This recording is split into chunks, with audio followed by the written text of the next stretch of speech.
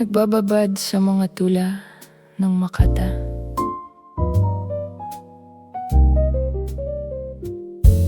Tigaalog ng bilog na punan, kaalaman aking libog. Biglang aral agad lumabas, pinanganak tengay basa. Isip, basang-basa, likas bigla dumulas pagbigkas. Parang susing nawala natagpuan, dunong ay bumukas. Bigla.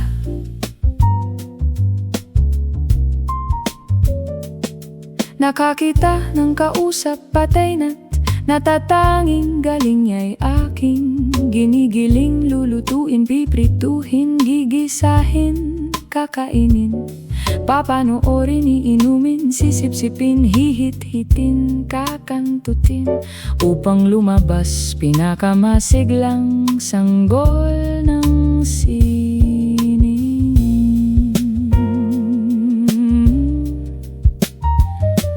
Bubuhayin, namatay na, obrang nawala. Hindi man nakalang naligaw sa masang madaldal tungkol sa wala. Pilit pipigain sariling pluma para manganak. Dulo ng dila ng mga salita. Sasalo sa kabubohang nasa ulo na ng karamihan, papatalimin. Isip na dapat ay inaalagaan parang hardin.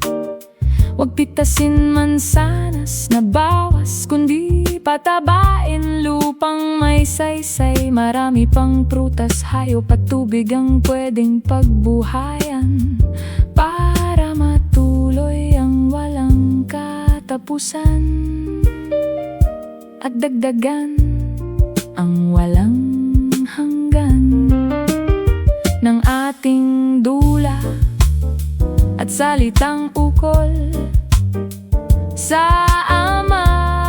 Lahat ito'y nagmula, tanggapin ng biyaya ng mga nakakaalam ng kasalukuyang himala.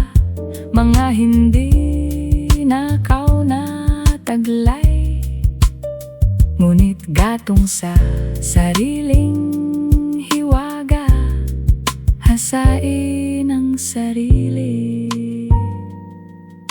Tula ay hindi